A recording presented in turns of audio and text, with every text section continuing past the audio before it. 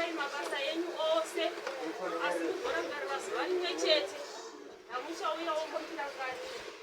Saka tinoda kutenda Mwari tivandiwanirawo nyasha yekuti tikwanise kubuda mukati medzimba dzedu tichisvikawo pakati peino nzvimbo tisiri kugona kana kukwana asi dziriwo nyasha dzaivo Mwari woga yaita kuti tisvike pakati peino nzvimbo ndichiti aleluya. Ndichida kukwasisawo vana baba vakatanga nesangano iro bishop edzana une zvigaro zvavo komana mudiki anoembera usana achiti aleluya. Izoyo vana mai vanotsigira basa raMwari kuedzana une zvigaro zvavo kusvika kusikana mudiki ndichiti amen.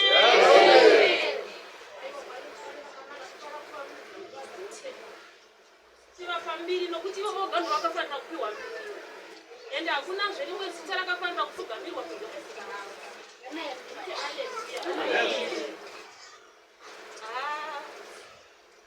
Inyasha kuti ndimirewo pamberi penyu kudai ndo nyasha dzacho dzinenge zvisaugwa nezvazvo nyasha dzinongouya pakasiyana siyana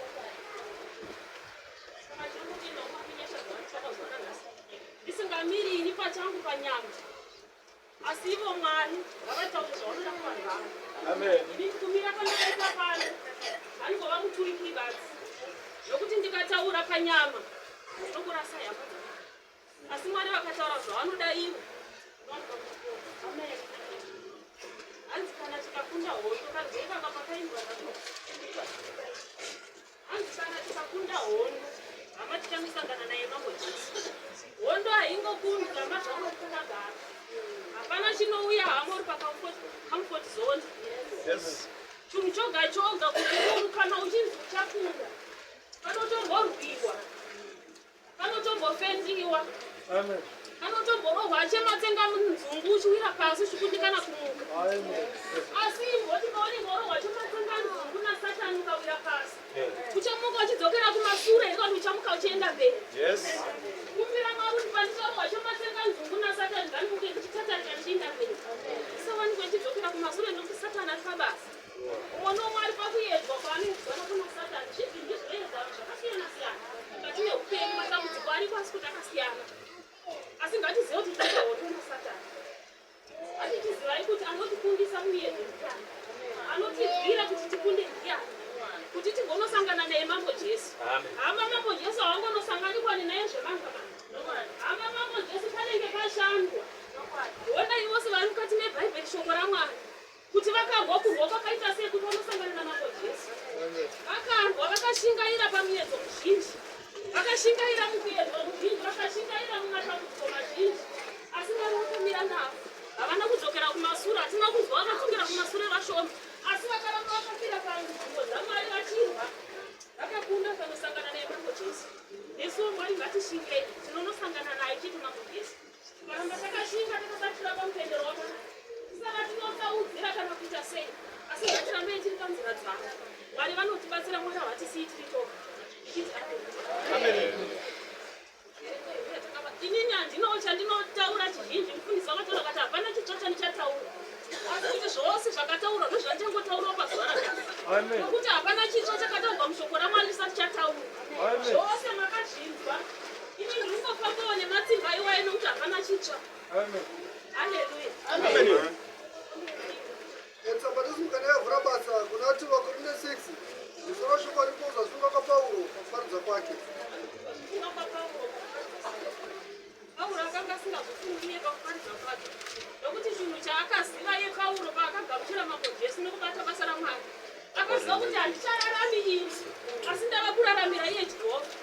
Kana wakuraramira iye Mwari ndiye achakuudza zvokuita. Kana wakuraramira Jehovha iye Mwari ndiye anokuudza zvokuita. Anonyenga wakufambira munzira dzaMwari. Pauro anga asingazvifungiye nokuti aiziva waari kuraramira aiziva waari kubatira basa rake ari kuziva waari kuitira anga asingaitiri munhu asi aiziva munhu waaitira. Vanhu zvese zvino zvatinobatsira naye nokumira zvikuru kuti murege kugamuchira nyasha dzaMwari pasina.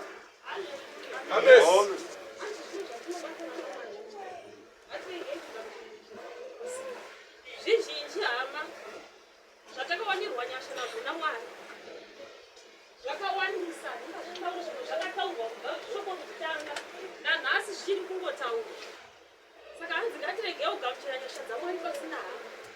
Iwewe woga ugere papo unotongozviziva kuti inini ndiri baba pandigere pano dzinongove nyasha dzaMwari kuti ndive nemukadzi wandine mukati meimwe. Nokuti unhu wake wonyatsozviziva uri woga kuti ndine kaunhu kangu aka kuti nditewo mai mumba chako dzinotongove nyasha. Idzodzo inyasha idzodzo. Haikuzi kuda kwako asi kuti inyasha dzaMwari nokuti kune mumwe murume anotofisa. Asi unoona mai vachitomutanga kugwinyira naye mumba mumachira asi baba vanotofliwa nevamwe varume asi mukadzi anogara naye achitofuga musoro. Inyasha kuve nemukadzi nekaunhu kako kaunenge unayo. Inyasha ngatiregamuchira nyasha dzaMwari pasina. Ndogara nditaura ndakagona kuna Mwari ndikati imimi Mwari sei muchiti ndikaverenga bhaibheri shoko rei ndikada kumbofambaona romafambiro anoita vanhu. Imunoramba ndichingondizosera panzira iyi yandinongotaura naye imwe chete iyoyo. Ndikanziona ndiri kuinda pandisina kukutuma. Kana waverenga woita zvawanda kutuma woita izvozvo. Saka mundiregere neshoko rakudana kuwana muna Mwari. Mundiregere ndokuzama kutsauka ndakadai asi Mwari anongoti dzoka ipapo. Pandakakutumawo napo mundiregere hama dzaMwari. Imi vana mai nyasha dzaMwari kuve murimo mukati medzimba dzamunhu. Nokuti nguva yenyu chaiya maifamba mezati ndinonzisiya irenzi.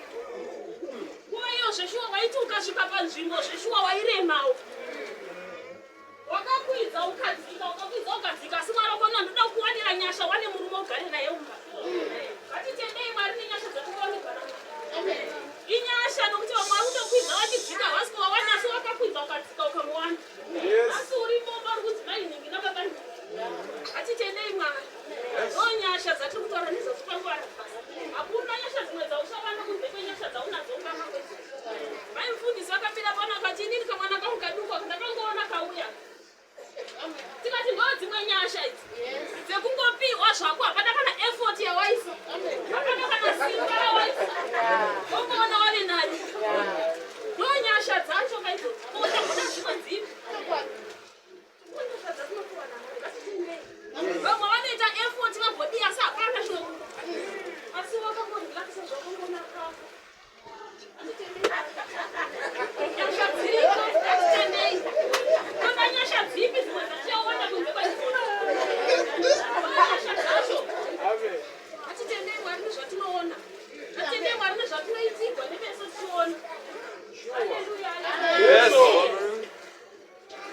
Tuvhesi yokuti yeunoti ndakakunzwa iwe nenguva yakafanira ndakakubatsira pazuva rokuponeswa. Asi ndakakunzwa iwe nenguva yakafanira. Temi yaungachembawo kuna Mwari havanapotora nguva vasina kubatsira. Wakangoti uchichema ipapo Mwari vakakubatsira. Wakangoti uchitsvaka mwana nguva yeMwari vakakubatsira. Uchitsvaka basa nguva iyoyo Mwari vakakubatsira. Asi kanhasi vakutoti ndonguva yekuponeswa. Chiuya akaiwa ndiwe unozviziva zviri mumwoyo wako. Uya uponeswe. Tete munozviziva zviri mumwoyo wako. Uya uponeswe. Uya uponeswe. Oh, uya uponeswe. Uya uponeswe. Uya uponeswe. Uya uponeswe. Baba munozviziva zviri mumwoyo wenyu. Uya uponeswe. Uya uponeswe. Uya uponeswe. Uya uponeswe. Uya uponeswe. Uya uponeswe. Haleluya. Adzi ndiyo inguva hama dzaMwari ndounoziva zvawakatadzira mambo Jesu. Ndounoziva nzira dzawakapinda nadzo Mwari dzisina kufanira. Ndounoziva zvawakabata zvisina kukodzera nemaoko akapiwa naMwari. Ndounoziva pawakanosvika netsoka dzaMwari dzisina kufambira shoko raMwari kanopinda pakasiyana siyana. Hanzi uya nguva ino upfugame ndikuponese ndiyo inguva. Hanzi hama dzaMwari ngatitsvakei Jehovha achawanikwa. Hanzi ngatidanei kwaari nguva ichiri pedyo haMwari. Nokuti nguva ichapera. Nokuti nguva inenge uzoti Mwari ndachiuya ngati ndakakuti uya uponeswe nguva iya ukaramba. Ndakakuti ndiyo inguva yekuponeswa ukaramba uya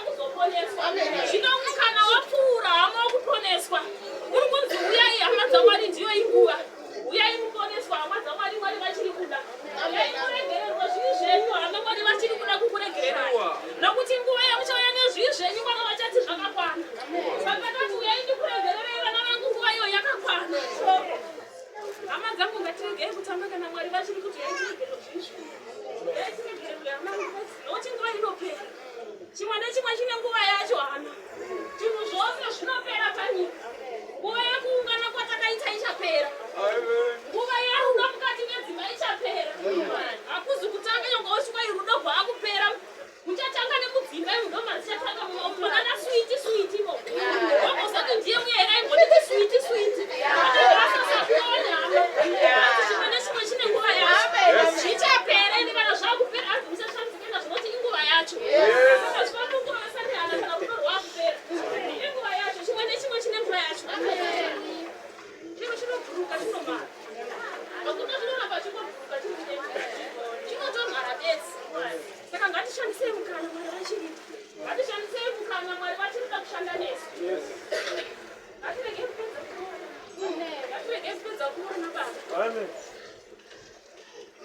Tarirai zvino inguva yakafanira. Tarirai zvino ndiro zuva rokuponeswa. Hatikumbutse vamwe nechinhu kuti kushumira kwedu kurege kuzvidzwa. Haleluya. Ngatirege kuzvidzwa vamwe. Kushumira kwedu kurege kuzvidzwa. Ndati ndichataura rimwe shoko. Zvakangotaurwa ndozvandichataura hakuna chichava. Asi ngatirege kukumbutsa vamwe kuti kushumira kwedu kurege kuzvidzwa. Uri mukereke kune uchitoondoya kuzoshumira. Kune vanotoyawo nezvibvunzo. Uchitiona timise odhemo mukati mekereke. Kune makonye hama dzaMwari vanouya vachibhora pamwoyo yevanhu. Vanobhora pamwoyo pevanhu. Unokuona munhu asasazvitane tati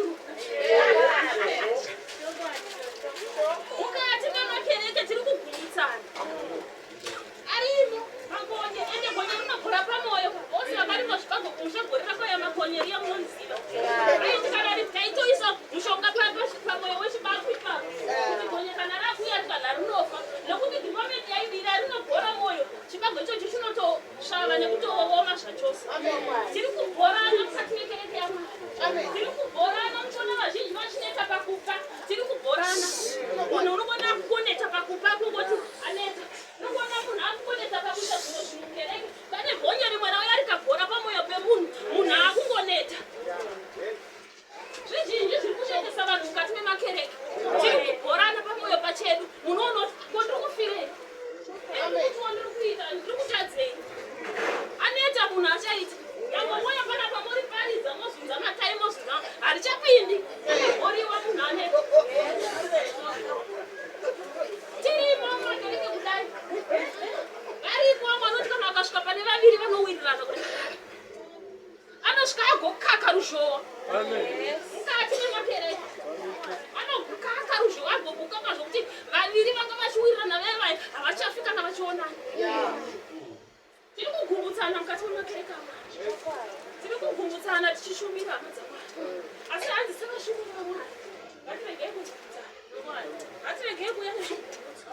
Unoona vanhu vasasawirirani so papaisiwa pambambo yekuti hapana chaona mukungoona umwe achipinda padhomu anga mwe achambodzoka kumba. Ndingamupindero mumapinda nhutu. Umoja anoti abva kwanosvika mukereke inenge ine chiedza. Anosvika nerimba gonoti rididi. Mukereke yaMwari ine chiedza. Chaedza hachichaonekwi mukereke yaMwari. Rangove rima rogara kuoneka kuti uchiona kuti mune chiedza here.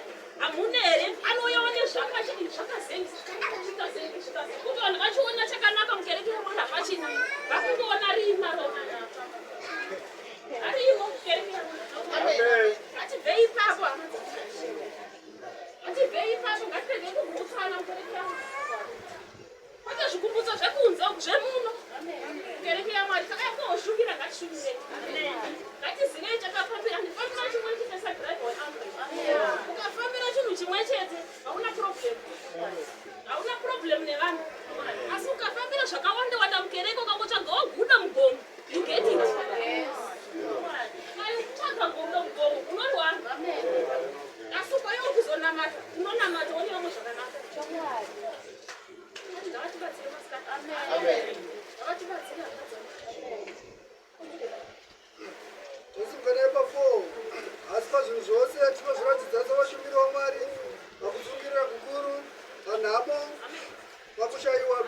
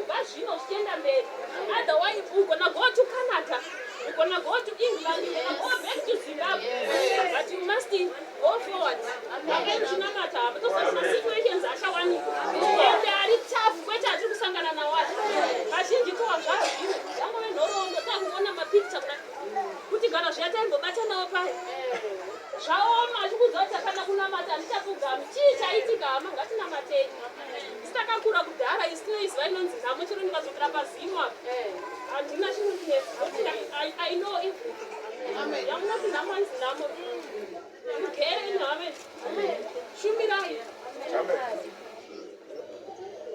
tosingarai pachifemo pakushayiwa hanzi pakushayiwa nhamo nekushayiwa zvakasiyana nhamo inotove nhamo yekutoti munhu hakuna kana kwaanombosiva kwaanowana anotovere asina kana kwaanombofungidzira kuti ndichawana anongove munhu anongorarama chete kwoti kushayiwa kwokuti ndinombozviwana asi nhasi handina ndinombozviwana asi nhasi handina umwe munhu anoti kana akashaya mafuta nhasi mangwana iyi muromo unotokuudza oga kuuka kune something short kune chashota nemudwi namaya kushaya kwezuva rimwe chete muruma saka toga muri usina madomasi aripi madomasi imi mairima magadheni emadomasi inokomapaa maigara sizini yemadomasi yaigara iko muzimbabwe one isingamiri uchingoda madomasi chete zvese zvichingeswa madomasi mwana womunhu anoshaya kana rufaro kana mba musina domasi anoshaya rufaro kana mba musina onion anoshaya rufaro kana mba musina sefu asikagupu keturandi kadipo pamasomali maya musingakwereti mukwisigwa kwai ndipimirewo chitanda chakwa ndipimirewo sipo ndigozokupimira muchi wacho nhasi unokwaya ndiwachine chipuku chesipo ndiwachane sepi ndohwa nekuti kwichi ndokoda sepi hanzi makristu ngatitsungirirei pane zvatinazvo kana usina musiwoyo bika nyama yako isina domasi udye kana usina mari yokwana 10 kg yehupu gweni vaituko ma5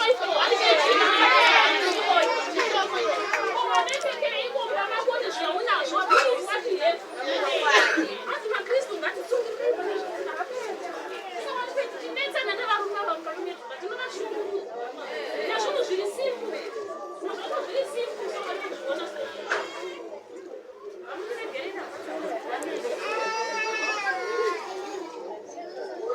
tosingara papaipi pakurohwa pakusungwa pakunyonganiswa hanzi tinotonyonganiswa hama dzamwari tirimo hanzi tinotonyonganiswa tirimo kuperekesa izvozvo ane vanotoyo vachitonyonganisa vanhu vachitoona pane bokaro vakabatana vanhu vari pamwe chete vanotouya nezvinyonganiso anditoona kutoti akapo etingonopasvika tigonosianyonganisa kuti avazviziva anotozviziva tikaonawo machigwaza navachigwaza vachiti switi ikwakusina switi nogonotogari munhu vanyonganisa zvaaovati kubichana hanzi zviriko zvinonyonganisa variko vanonyonganisa asi ngatirambei takabatira pamupendero wamwari ngatirambei takashingirira hama dzamwari nokuti zvigumbuso zviriko tichitoshumira vanotonyonganisa variko tichitoshumira ko ndokuti tigoonekwa vanotenda vacho nokuti zvikasauya tinoonekwa sei kuti tinotenda zvinotofanira kuveko kuti kusunga kwedu tisimbe tionekwe pana mwari kuti hakuna zvinomboya hama ngadangoona kuti hakuna zvinomboya pacomfort zone comfort zone inongoya chete rufu chete tinongongwana kuti pacomfort zone mwe manchindia paita rufu gwenyu vafa kumba comfort zone yaunongosangana nayo zvimwe zvose hakuna unotosafa you suffer even for marriage you suffer when you get a marriage usasongoti wamcomfort zone kana wapinda you start to fight for your marriage kana usina kufight your marriage yako you're gonna lose so you must fight marriage yako kaita kurarama marriage wotofight kaita kufight nemunhu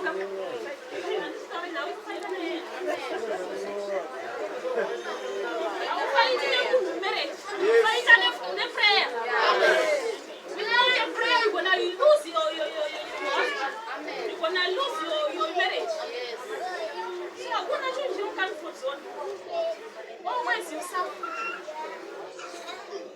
tosingare pafemo amabasa pakusavata pakuzvilima zvokudya 6 pakuchema kumwoyo pakuziva hanzi tinofana kutsungirira kuti pakuziva kunomwe munhu wekuti kana achinge aziva hama ruzivo gwawanda mukushumira taita problem hanzi kana kuziva tinofana kuziva kana tinoda kushumira hanzi ngative vanhu vanoziva kuziva iro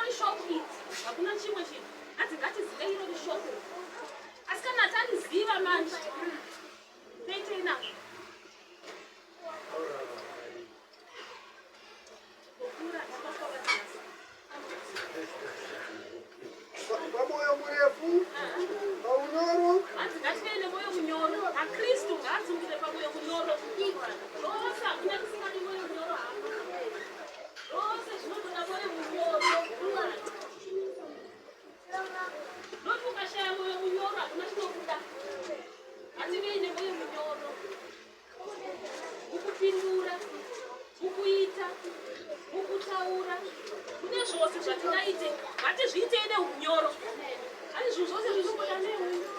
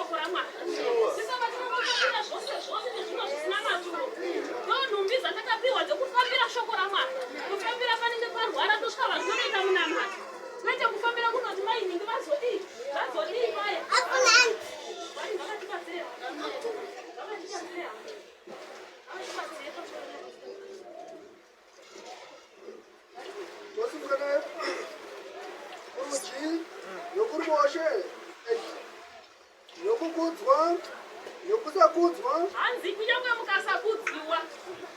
mukasakudziwa mufundisi kwavanai vakangokuti hai wazvipi kwa izvi hanzi mimi ingozivai kwamuri kuinda chete ingozivai munhu wamakatenda kuti inini kana ndichirarama ndiri kuraramira Kristu ndiye woga wandiri kuraramira nokuti ava vanokuti ha zvakazenge zvikazenge muri vatungamiri kudai zvizhinji zvamunosvoriwa nazvo hama dzamwari munoshogwa mugotukwa nedzinza mugotukwa asati amboona munhu kwavakabva kutukai nazvo nokuti variko vakadaro variko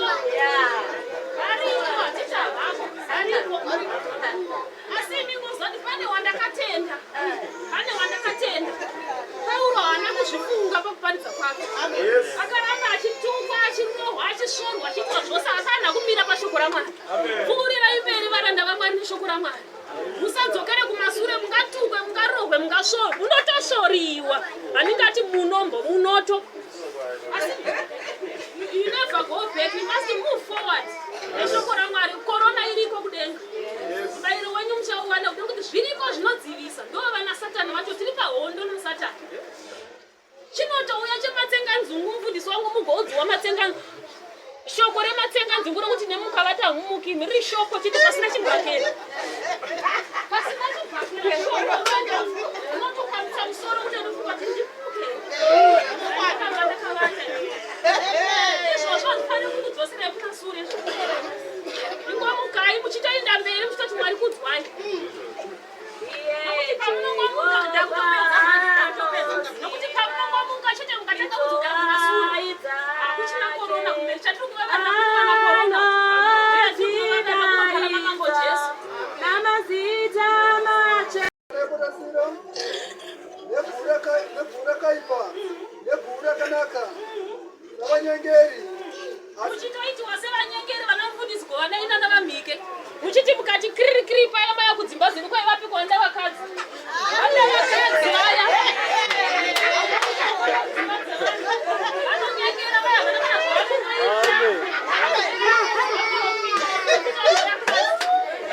izvozvo hazvifanira kubvisai pabasa raMwari izvozvo hazvifanira kukubvisai pamakatumwa napo naMwari fambirai mberi hama dzamwari nokuti hamusi kuitira munhu muri kuitira baba vari kudenga vakakutumai kuti muite nokuti tinotoirinawo vakatosikirwa izvozvo zvekukatuna imi kuna munhu wekuti kana kapinga ukatuna munhu neunoshota akazvitaura akashama muromo mingani achitaura zvinhu zvakadai asi toda kukuudzai venji imi vatungamiri vedu kai rambai makashinga pabasa raMwari rambai makashinga kudenga kune nyasha ndo hondo dzacho dzatinorwa nadzo dzevanhu direct muchidziona dzemuchadenga futi dziriko futi asi taurai naMwari kuti mudzikunde mugomasangana naye mambo Jesu pazuva rekupedzisira savanyengeri asi tiri vezvokwadi hedu asi muri vezvokwadi zvenyu muchingoitwa sevanyengeri asi muri vechokwadi zvenyu savasingazikanwi asi tichizikanwa motombosvika pane vanhu kambotadza kana kutombozikanwa kuti vanoita nezveko ovhasiya vani kwa vanenge vachiinde vani kana kutombozikamwa kuti muri animo zvenyu pane vanhu vachingotorana soisana kwazvigaro singo vana gumedha vakaite nezveikwa singazikanwa zvenyu asi muchizikanwa zvenyu naMwari nokuti vaiko vanozikamwa kana vakapfeka masvutu vakapolisha bhutsu vanenge vachinzi ava ndo chaivo isusu zvedu vemadhirezi vanenge vakapfeka vanhurume vanopfeka madhirezi vavaisewo kumachedembera zvikuti mushemushe vakangogara necheikoko ndoga vakangofitepo semusingazikamwa zvenyu asi muchizikamwa muchingoti ameni Mwari kudzwai nokuti handisafarira kupiwa chigaro chemberi chose chakazvidzika ndo chakwe Mwari vachakusimudza from there vachikuisa paunofanira kugara nenguva yakafanira kwete yekuzvikudza asi neyekuzvininipisa tosinganemafemo savanofa asi changai tiri vapenyu hedu savanorohwa asi tisingaurawi hedu savanochema asi tichigara tichifara hedu izvozvi muchitawisa zvenyu ngoni kudai makabata rushaya muchizisango nasi muchifara zvenyu basa raMwari toatana pabasa raMwari tine morari asi kana kutotoa zvinhu vaitipa papo vadhara zvinenge zvakaomera zvati zvose bho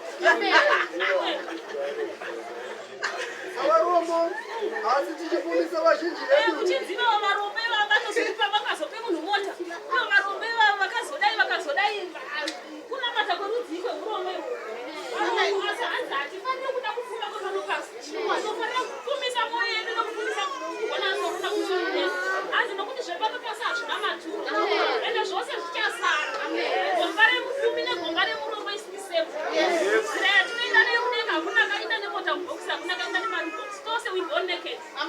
Tinoenda kumusoro ndakabva tisina chinhu. Saka ngatiregei kuvavara zvepanopasana. Ngativavarire zvokumusoro kudenga. Kukura kwose kwatinochemera is waste time. Ngatipfumisei mwoyo yedu nokuvavarira kugonera Mwari. Kuti tigone kumusoro kudenga. Sawa sina chinhu. Asi tinazvo yedu. Hallelujah. Amen.